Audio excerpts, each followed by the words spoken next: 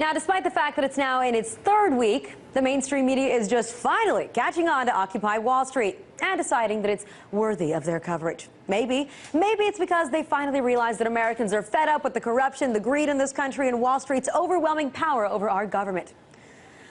Or maybe it's because 700 people were arrested on the Brooklyn Bridge on Saturday, and those numbers they realized they just can't ignore. It definitely took a while, but at least Occupy Wall Street is getting some mainstream media coverage.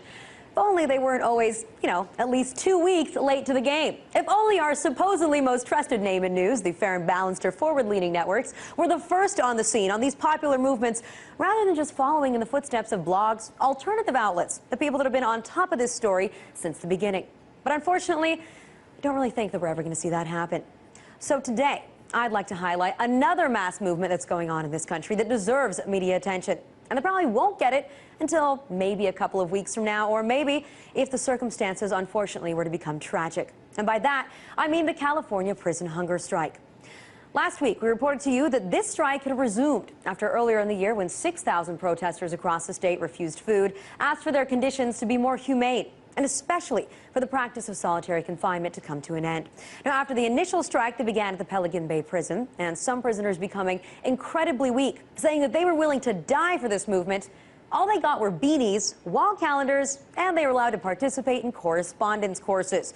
That is a really sad and pathetic attempt to make amends by the California Department of Corrections and Rehabilitation, considering the California prisons are so overcrowded that the Supreme Court ruled last May that there are serious constitutional violations there, and that approximately 37,000 prisoners would have to be released or moved elsewhere. So now this prison strike has resumed, and according to Prison Hunger Strike Solidarity, there are nearly 12,000 prisoners involved now, including California prisoners that are being housed in out-of-state prisons in Arizona, Mississippi, and Oklahoma. Now, they say the changes promised after the July hunger strike never materialized, including, of course, their desired demands to change the practice of solitary confinement and gang validation. This time around, they also say that they'll be performing rolling hunger strikes so that prisoners can come off strike and will be able to regain their strength. That doesn't necessarily mean that they'll be out of harm's way, though. The California Department of Corrections and Rehabilitation has already delivered memos to prisons threatening disciplinary actions if they participate. Now, that's something that can't be ignored. We have the largest known incarceration system in the world. More than half of those people are in the system for nonviolent offenses. And using tactics that amount to torture or even depriving these individuals of basic humane treatment, as is protected under our Constitution, that's wrong. Now, worst of all, these are the people that have no voice. They can't even go out on the street and protest. They need public support. They need the media to call attention to what's going on. But for now, this is what the mainstream media is more than happy to miss.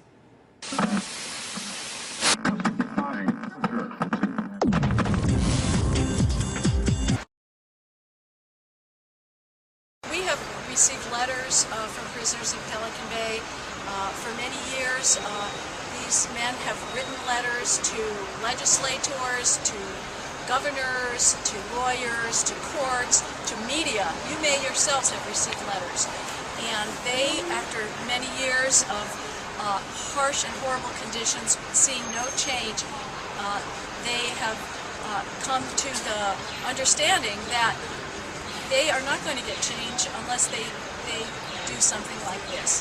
There's a so-called gang investigators who gather information and allege that you're a gang member.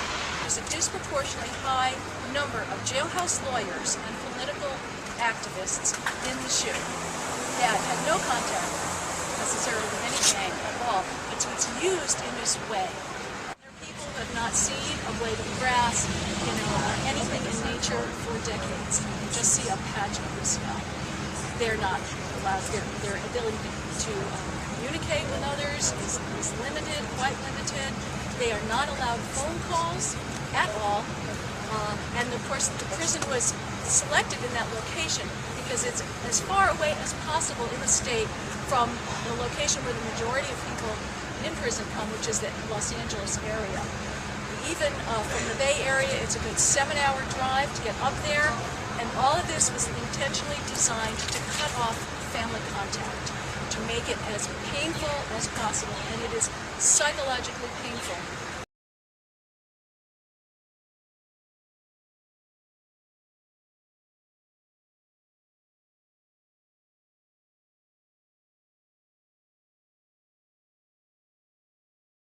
abolition is acting in solidarity to amplify the voices of the prisoners.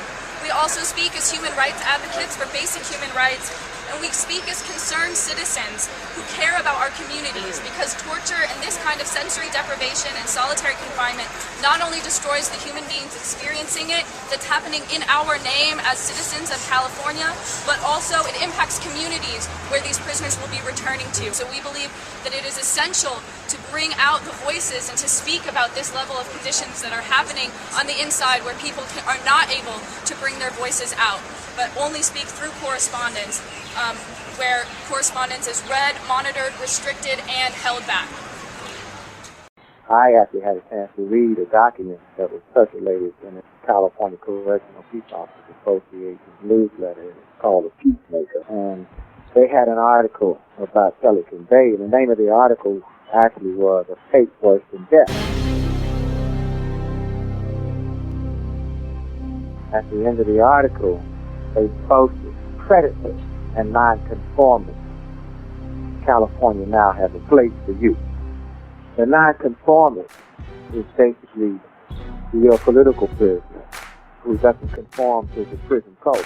I'll smoke some hay. You bitches wanna throw me up in Pelican's Bay. Call me an animal up in the system. But who's the animal that built this prison? Who's the animal invented lower living? The projects. Me, one who was sent to Marion not for killing anyone, not for stabbing anyone, but giving a speech to the NAACP about the conditions and the racism in USB Terre Haute.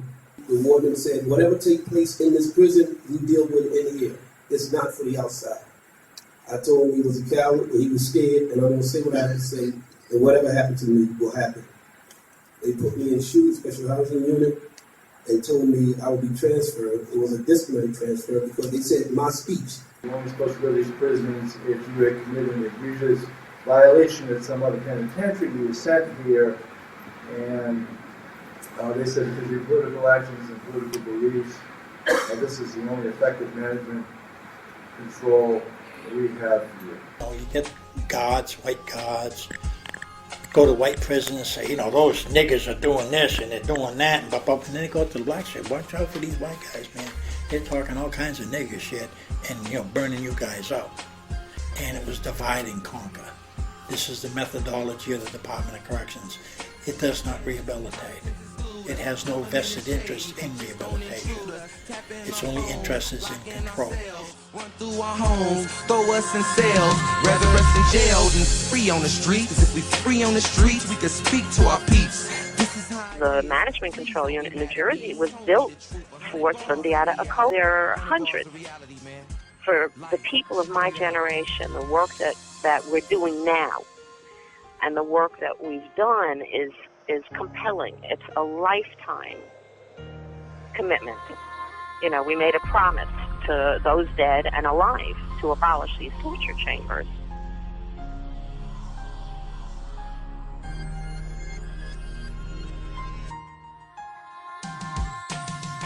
And I think with Abu Ghraib and Guantanamo and the secret prisons throughout, U.S. prisons throughout the world, people are beginning to understand.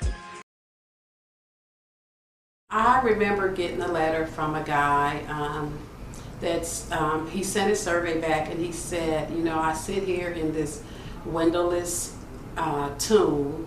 He said, but I'm okay. I've been here 37 years. And I just broke down crying, because I can't imagine someone being in a 6x10 room out for a half an hour, if they're lucky, a day, and being there for 37 years. And I was just wondering, what could he have possibly done, for them to keep him in there for 37 years?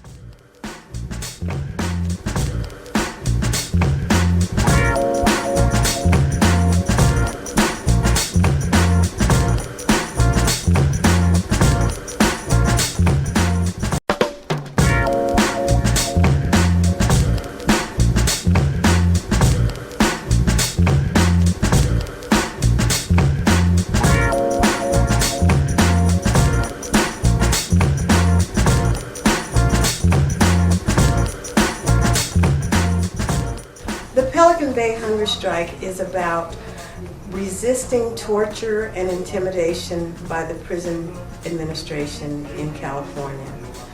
I believe it relates to the history of prison resistance as people get tired and frustrated and needing to coordinate and come together to stop inhumane conditions. The hunger strike is about, I won't even say conditions of confinement, I'll say the torture that the men in the segregated and secured housing units are going through in Pelican Bay and in Corcoran and other prisons.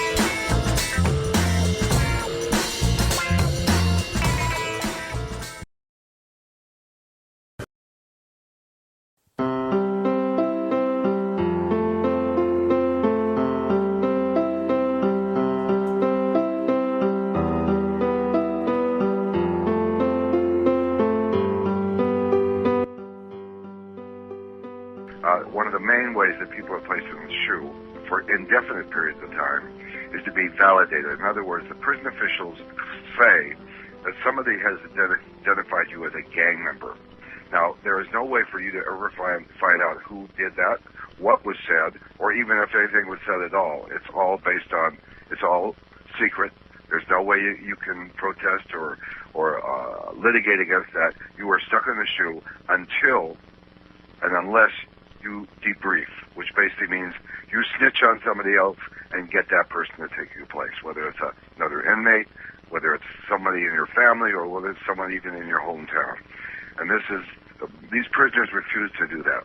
Many of them were put in on that basis, but I think we have to respect their moral certitude in saying, I will not be part of putting someone in this torture just for myself to get out. According to Teeter, prisoners were essentially tricked into ending their hunger strike earlier this year. He says officials with the Department of Corrections made a few small concessions and told prisoners they would negotiate on their 5 demands if prisoners ended their strike. Teeter says officials never came through, though, and he says this time around there's been more retaliation than there's ever been before. All the hunger strikers are not able to be seen by their family. Their visits have been canceled. The lawyers and mediators have been barred from the prison.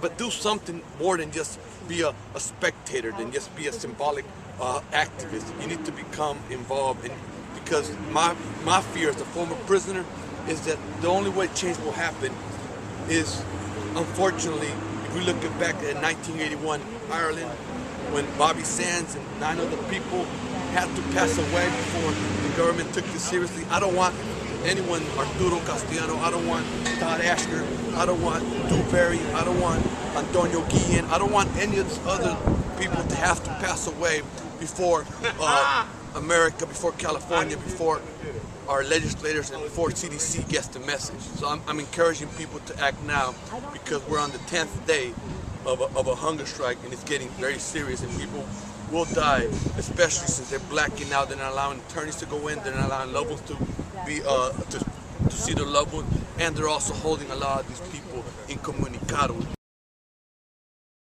One of the most poignant things that was said in a letter from a prisoner recently was that prisoners who are incarcerated in Pelican Bay and are in Pelican Bay, I should say, actually do not see the sun for decades. And another thing, just for your viewing audience to understand the nature of the problem, they don't hear music for decades. Just imagine being in a situation where you will hear music no more. Well, Clyde, could you tell us about your personal situation? Like you said, again, you were in solitary confinement. for a time. A lot of international organizations would say that that's something that amounts to torture. Would you describe it that way? I would absolutely describe it that way. If you look at the conditions, and I'd like to focus on the conditions that tens of thousands of prisoners are facing today. Their estimates are up to as high as 100,000 prisoners are confined in isolation cells. And at Pelican Bay, what I understand is that prisoners are in a cell no larger than a small bathroom. They have a concrete slab protruding from the wall, which is their bed, and they have a sink and a toilet. And it's a soundproof room. And I should say it's a soundproof, what prisoners have described as a tomb. And they're confined there for 22.5 hours a day. And whenever they leave their cells, they have to be handcuffed and cavity searched. This is nothing less than torture to confine human beings under these circumstances. And I think there's absolutely no justification for it at all. Oftentimes they're denied of reading material, and they're also prevented from having materials like colored pencils so that they can draw, and they hear no music. I mean, just think of yourself if you were confined to a small space for 10, 20, 30 years and have no access to music or anything like that. This is just torture. There's absolutely no justification for it, either inside the borders of the U.S. or outside the borders of the U.S. Now, apparently some of these prisoners reportedly are in horrible health. Some are saying that they're willing to die for this cause. Do you think that if there were some fatalities here, that would change the system at all?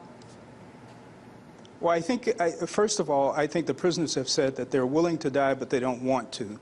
The demands that they have raised are completely just and legitimate demands. They're not outrageous demands. You have articulated what some of them are. They've also said the end to long-term solitary confinement, and also the end to the practice of what the prison officials call gang validation, where someone on the word of another prisoner or on the word of a guard with absolutely no evidence whatsoever can be labeled as a gang member and confined in Pelican Bay in the security units.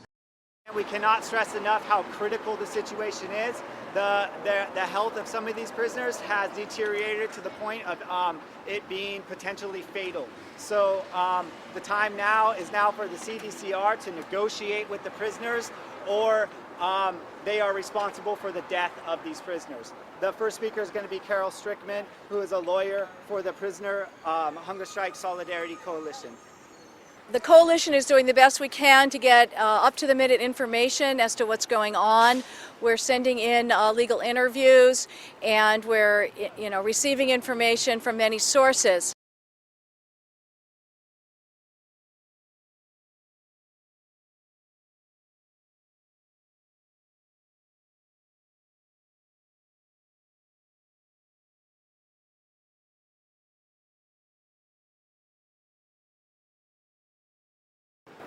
The people surrounding us in the background are all members of the Prisoner Hunger Strike Solidarity Coalition. It's important for us to remember and think about that one of the main requests that the prisoners made was for support on the outside.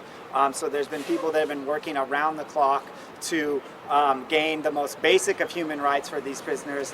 So we are demanding that CDCR negotiate with these prisoners. We're asking for legislators and politicians to visit the prison to get to demand answers. We're asking members of the public to stay informed. You can do that by visiting www.prisonerhungerstrikesolidarity.wordpress.com. There's a lot of information on the background of Pelican Bay and the different actions that people are taking and actions that you can take yourself. Once again, we consider this situation to be critical and dire, and we hope that everybody take action. For members of the press, we hope that you continue covering this issue and investigating it further. Prisoners in the units are kept in total isolation for 22.5 hours a day. Punishment some mental health experts say can lead to insanity and is tantamount to torture. Democracy Now! Obtained a recording of an audio statement that one of the Pelican Bay inmates, Ted Ashker, made to his legal team in the Secure Prisons Secure Housing Unit, which is referred to as the SHU. You will need to listen closely as he explains his reasons for joining the hunger strike. The basis for this protest has come about after over 25 years, some of us 30, some up to 40 years of being subjected to these conditions. The last 21 years at Pelican Bay SHU, where every single day you have staff and administrators who feel it's their job to punish the worst of the worst as they put out propaganda for the last 21 years that we are the worst of the worst. And most of us have never been found guilty of ever committing an illegal gang-related act, but we're in SHU because of a label. And all of our 602 appeals, numerous court challenges have gotten nowhere. Therefore, our backs are up against the wall. A lot of us are older now. We have serious medical issues coming on, and we believe that this is our only option of ever trying to make some kind of positive changes here is through this peaceful protest of hunger strike. And there's a core group of us who are committed to taking this all the way to the death if necessary. None of us want to do this, but we feel like we have no other option, and we're just hoping for the best. That was Todd, not Ted. Todd Ashker, one of the prisoners in Pelican Bay Secure Housing Unit, who was on hunger strike.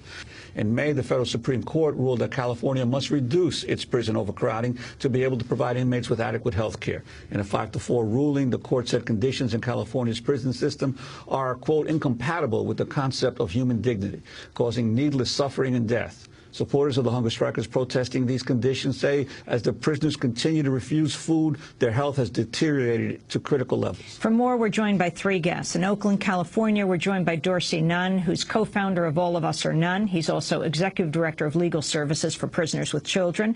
Nunn was incarcerated from 1971 to 82 at San Quentin. He's one of the mediators between the prisoners on hunger strike and the California Department of Corrections. Also joining us from the University of California, Berkeley, is Molly Porzik. She's member of the Prisoner Hunger Strike Solidarity Coalition, a spokesperson for critical resistance. And in Arizona, we're joined by Desiree Lazoya. She is the niece of a prisoner participating in the Pelican Bay hunger strike. She went to the prison last weekend and visited her uncle.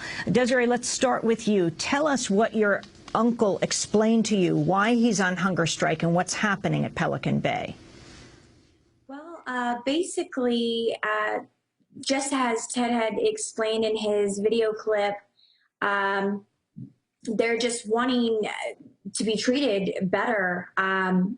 They're cold, they're losing weight, and like he had explained, a lot of these prisoners are trying to be basically gang labeled. However, there's nothing to be labeling them for.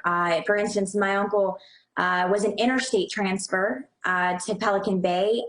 He was supposed to be transferred closer to home. However, he was still transferred 17 hours away from us. And then as soon as they saw a tattoo on his hand, they labeled him right away.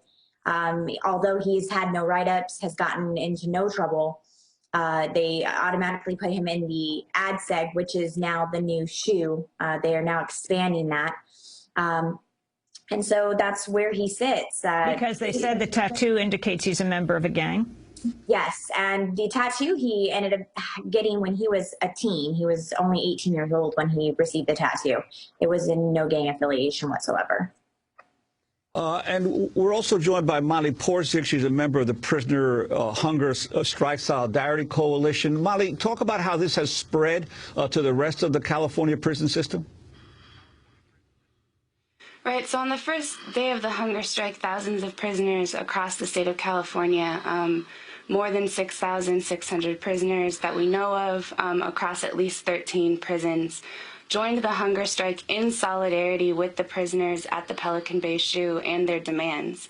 What's really significant about that is that people are risking their own lives and joining this action while being in very similar or even the same brutal conditions as the hunger strikers at Pelican Bay.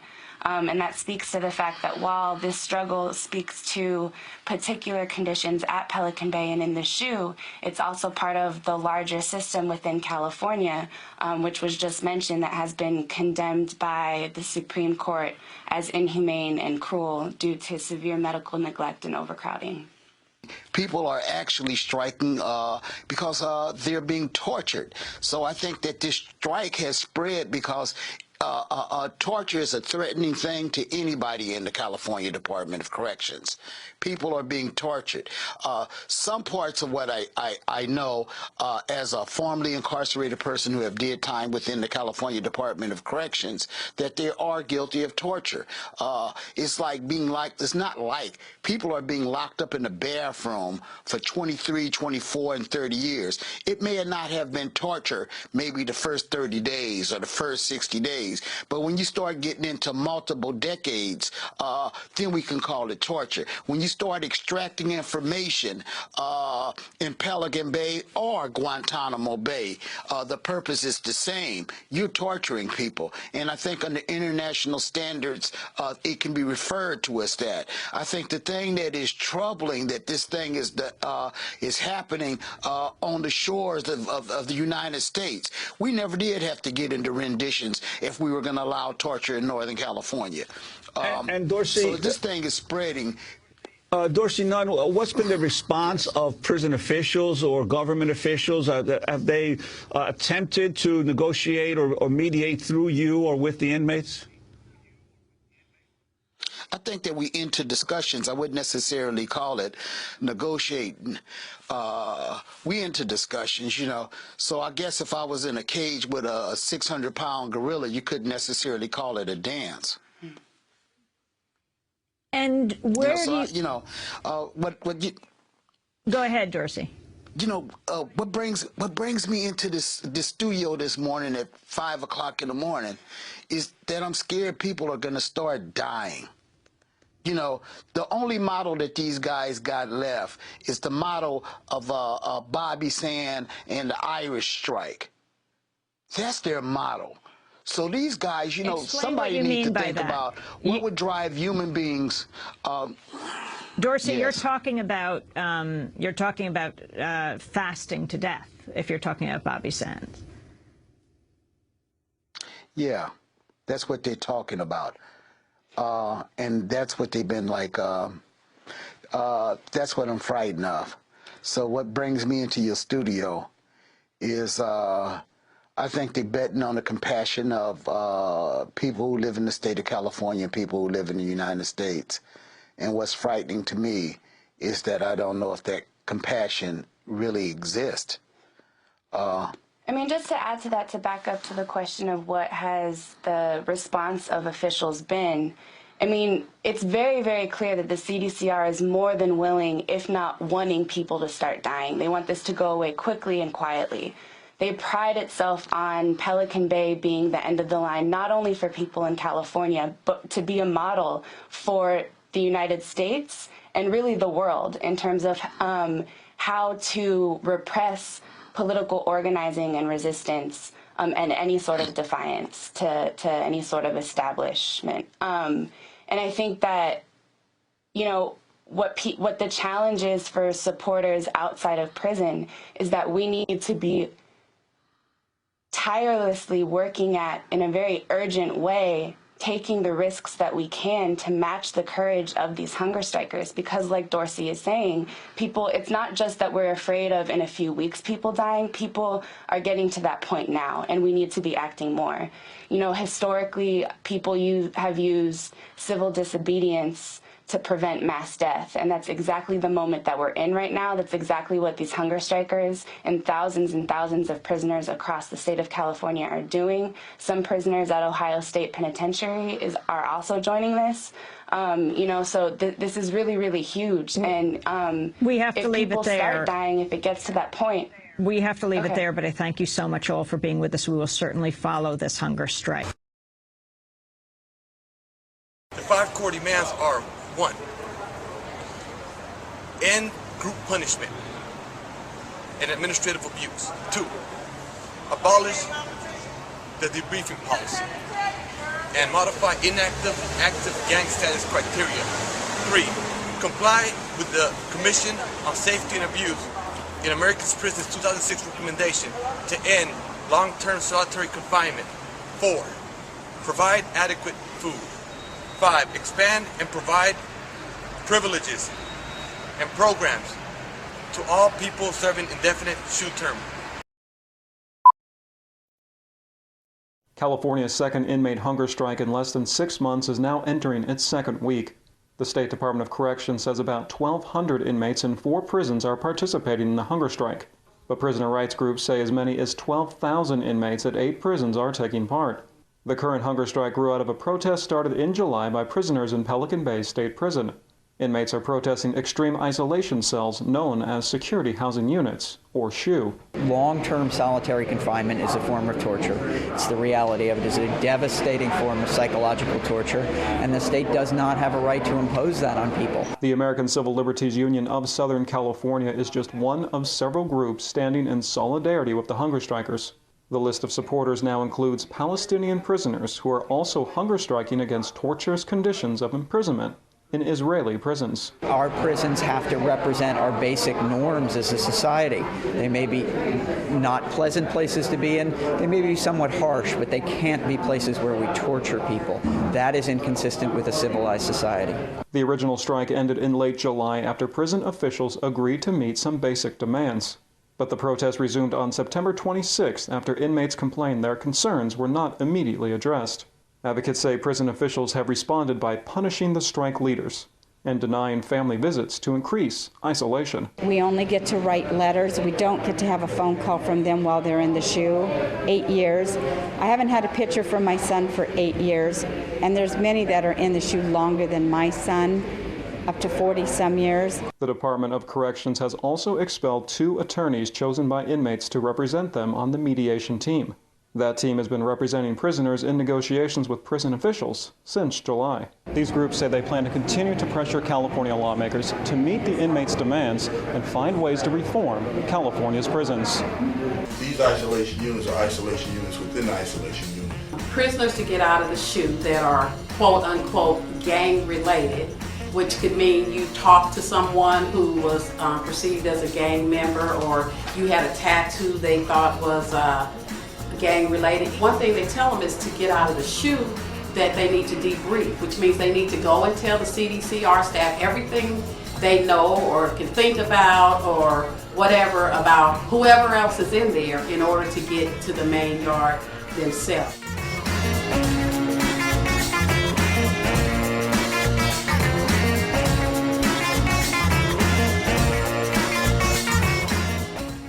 I think that first of all, you have to look at the history of prisons and the overall public view, which usually is provided to them by the media about prisoners, the sentiment about prisoners, almost like, prisons being a garbage bin in society.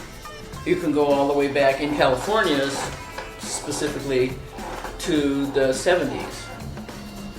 And the whole case around George Jackson and all that stuff started in Soledad. It was around torture, specifically aimed at the black prisoners, because the black prisoners were becoming politicized. A month after George Jackson was murdered came Attica, which was a very well organized strike. After that, there were many, many, many what were classified as riots in American prisons. Lots, more than we'll ever know about. Because prisoners saw that as a way to change their conditions. What the hunger strike becomes is a tool, a last resort. When you go through the administration, through petitions and you're ignored, when you go through the criminal justice system and are ignored. Some of the men said they're prepared to die this time, because they feel like they're being killed slowly anyway, so. They chose the only weapon that they can use at their disposal, and that's at themselves. At some point, prisoners say no more. So I believe this Pelican Bay hunger strike is a testament to no more torture. What the people can do to help these people is raise the voice. Where is amplifying the voice? And what is amplifying the fact that they're saying help? It's about exposure. It's about exposure. It's about media. It's about to get people to talk about it. Sign on to the demands. sign on to the petitions. Use Facebook, use Twitter, use whatever you have at your disposal, whatever tools you have to help amplify the voice. Family members, they need to write letters, make phone calls to their legislators. They need to participate in rallies or protests. They need to call the warden or prison officials and constantly ask about their loved ones, and they just need to be involved. We need a movement that can be united and respectful of each other and the people that it's supposed to be supporting. And we can't do that if we don't practice. And as people continue to protest and say no more and fight and ask for assistance on the outside, then more people will know that the conditions that people live under inside is not acceptable.